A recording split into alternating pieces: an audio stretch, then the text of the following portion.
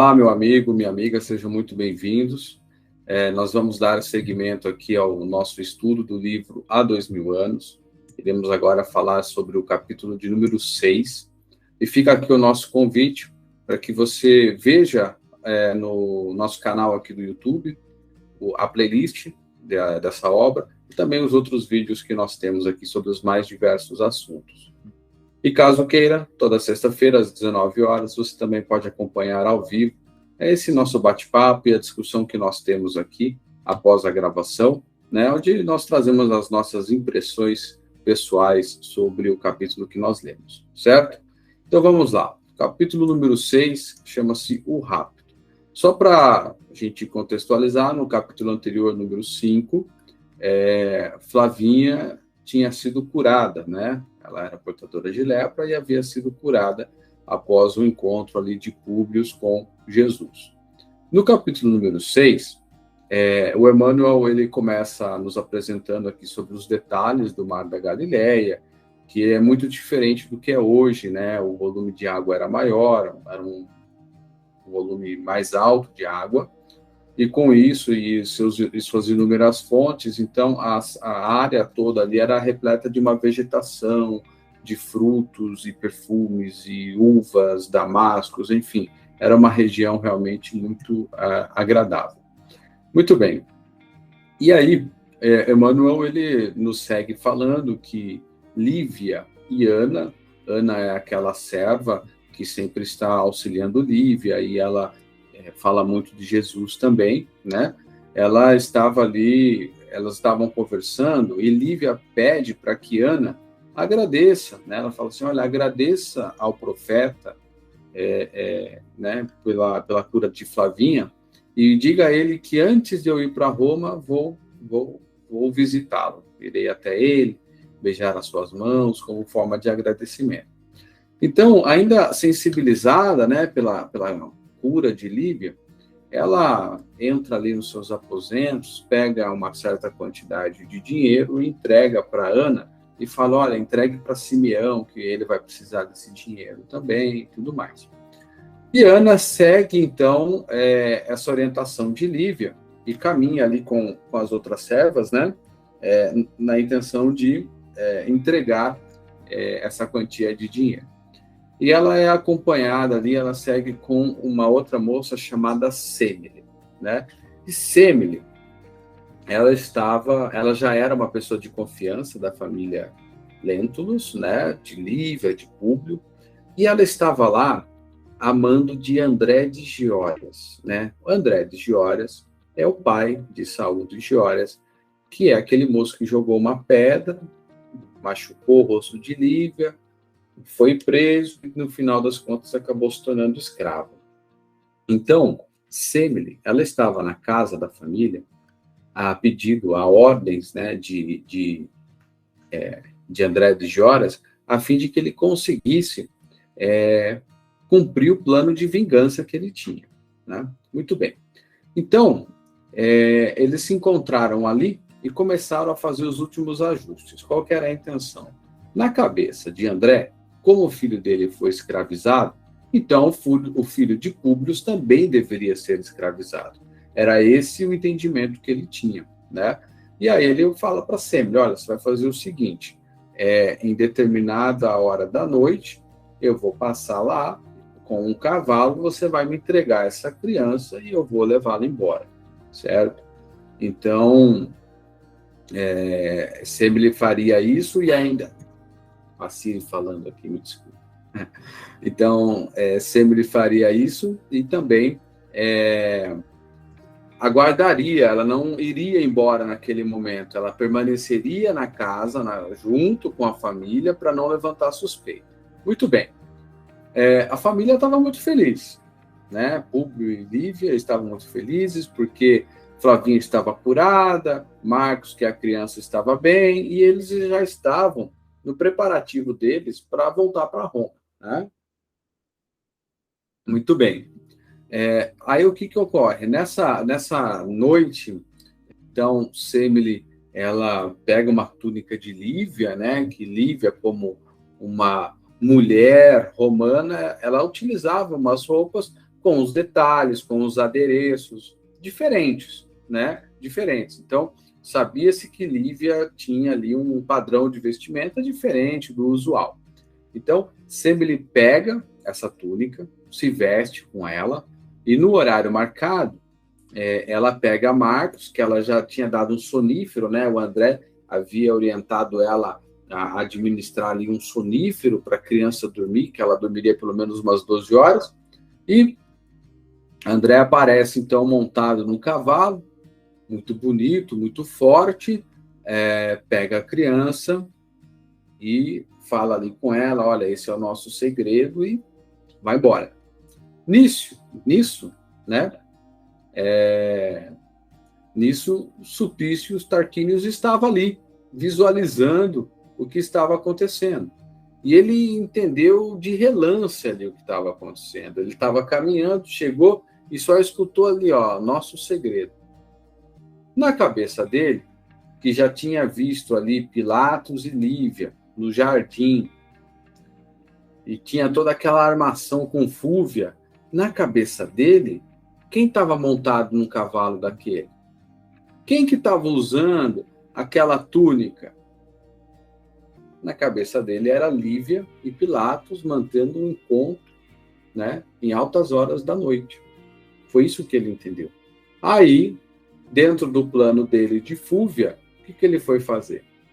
Foi falar para Públio, né? Aí ele tenta falar uma noite, mas o que acontece? Ele vê isso e fala, eu vou falar para o Públio. Amanhece, percebem o rapto da criança, né? Então ele não encontra o momento naquele dia de falar aquilo que ele havia presenciado. Muito bem. Públio ficou desesperado, Lívia ficou também desesperada. Públio tentou fazer o que pôde dentro das autoridades, dentro daquilo que ele tinha poder e habilidade para fazer, né? E muito irritado, muito decepcionado, o que ele fez? Ele pegou os três homens que eram responsáveis ali pela guarda, pela vigília noturna, e mandou açoitá-los. Lívia fica desconfortável, Lívia vê aquilo acontecendo, todo aquele show de horrores, aquela agressão, e ela intervém novamente, pedindo para o marido parar de fazer aquilo, né? E ela fala assim, Públio, eu, no meu coração de mãe, eu estou imaginando como as mães dos escravos se sentem ao verem o seu filho sendo vendido. Nisso, Públio fica revoltado, porque ele fala assim, olha, eu não acredito que você está tendo esse tipo de pensamento. Eles são diferentes de nós. Nós não nos comparamos a eles, né? E aqui me chama muita atenção, só para fazer um pequeno parênteses, porque, assim, quando a gente vê algumas coisas na vida, é interessante olhar essa história, porque, por exemplo, por que Marcos foi raptado? Né?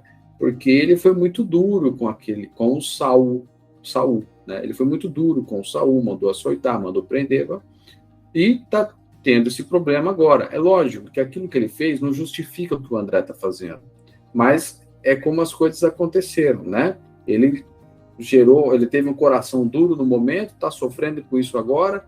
Não sei se esse evento aqui do açoite, etc., vai ter um desdobramento, até onde eu me lembro não tem, mas a gente percebe que ele tem um padrão comportamental muito difícil, de um coração muito duro, muito inflexível, e a todo momento a sua esposa tenta sensibilizá-lo disso, né? Tenta fazer com que ele mude, mas ele tem aquela questão de ser um senador romano, de manter a postura, a seriedade, a rigidez, né? Então, é realmente muito, muito complicado. E, bem, ele acaba surtando com Lívia, fala que ela está fora do juízo, e aí, então, se encerram os castigos, né? Ele vai para o seu gabinete, Lívia, amparada por Ana, volta para seu quarto. Passado algumas horas, enquanto ele estava ali pensando sobre os acontecimentos, né? Ele fala assim, poxa vida, agora que Flavinha estava bem, eu tenho esse problema com o Marcos, e ele não consegue entender, né? Ele fala assim, nossa, minha filha passou anos e anos sofrendo. Agora que a gente consegue respirar, que ela está bem, o meu filho é raptado, né? Então ele não aguenta, ele se cai de bruços ali na mesa dele e começa a chorar, chorar, chorar, e externar toda aquela dor, todo aquele sentimento, né? Todo aquele sentimento ruim que ele possui e tudo mais. Muito bem, toda aquela tristeza. Mais tarde, já no quarto, Lívia tenta renovar as esperanças de Públio, dizendo para ele ter confiança, né? Que as coisas vão se ajeitar, que eles vão consertar, que vai dar um jeito, enfim, que as coisas vão dar certo, né? Muito bem. Então eles dormem, tem um dia normal ali, né? Dentro das possibilidades. E então, naquela noite, Sulpício vem para falar o que ele viu, né? Ele vem para falar o que ele viu. E ele estava sendo encarregado de investigar o rapto, né? Mas ele, na verdade, ele não quer ajudar, certo? Ele quer destruir Públio para que ele possa ficar com Fúvia. É isso que ele quer. Ele não está ali para ajudar, muito pelo contrário, ele era um espião de Fúvia, assim como Semele era uma espiã do André de Giores, né? Então, ele vem falar, ele vem abordar Públio. Eu vou tomar a liberdade de ler, ele fala assim, ó, é que na Judéia, há alguns anos, houve um caso idêntico ao vosso. Conta-se que um dos antecessores do governador atual se deixou apaixonar perdidamente pela esposa de um patrício romano, que teve a pouca sorte de se fixar em Jerusalém e, conquistados seus objetivos, tudo fez por obstar o regresso das suas vítimas à sede do império. É justamente o que ele está retratando, é justamente aquilo que é Pilatos, Públio, Lívia, né? E quando notou de que nada valiam os empecilhos da sua autoridade, cometeu o crime de sequestrar um filhinho do casal, fazendo acompanhar o efeito de outras atrocidades, que ficaram impunes, dado seu prestígio político perante o Senado. Então, ele está querendo dizer, como se fosse aqui na minha percepção, que Pilatos tivesse feito isso, né?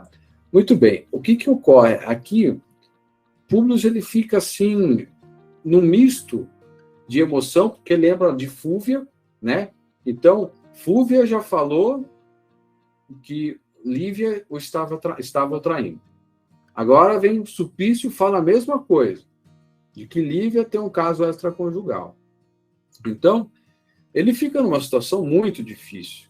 Ele para, olha, ele não fala nada. Ele fica ali pensando, raciocinando, certo? Enfim, ele mergulha num mar de sentimentos ali incompreensíveis, não entende o que está acontecendo, não consegue verbalizar e ele fica só ouvindo. Então, Sulpício vai e critica novamente, continua falando, né? E após muito pensar, muito considerar, Públio ele acaba dispensando Sulpício, acaba o demitindo, porque ele pensa assim, Lívia é uma esposa zelosa, é uma mãe atenciosa. Como é que eu vou levar em consideração isso que ele está falando sem uma prova concreta? Porque aquilo que ele falou que ele viu, né, o encontro noturno, nosso segredo, aquilo não prova nada. E ele também não viu, né, ele não visualizou claramente quem estava ali. Tanto que era André e Semele. Então, depois de muito considerar, Públio defende a integridade de Lívia na frente de Sulpício. Demite, ele fica nervoso, diz que, se é assim, então, não considera a minha amizade, se não considera aqui toda a minha dedicação, eu prefiro realmente me desligar. Só que, internamente, ele pensa assim, fiz certo, defendendo a honra de Lívia. No entanto, tenho dúvidas sobre a integridade dela. Então, ele defendeu ela perante Sulpício, mas ficou na dúvida se ela estava o traindo ou não. Então, depois de continuar pensando, ele não aguenta, se debruça e cai aos prantos novamente, né? Chorando por toda a dor e dificuldade que ele está ali naquele momento sentindo, né? É muito complicado, é um capítulo que eu acho que até agora é o mais triste aí, né? Mas, bem, o capítulo encerra aqui, com Públio, então, aos prantos, debruçado em sua mesa, dentro do seu gabinete, desarvorado, triste, com todos os acontecimentos, certo? Muito bem. Aqui a gente encerra, então, esse capítulo. Semana que vem nós temos outro, certo? Também tem os capítulos anteriores para quem quiser assistir. E agora eu encerro a gravação para que a gente possa seguir aí com, né, o nosso debate, nossa conversa. Então é isso. Até o próximo vídeo, próxima semana. Tchau, tchau.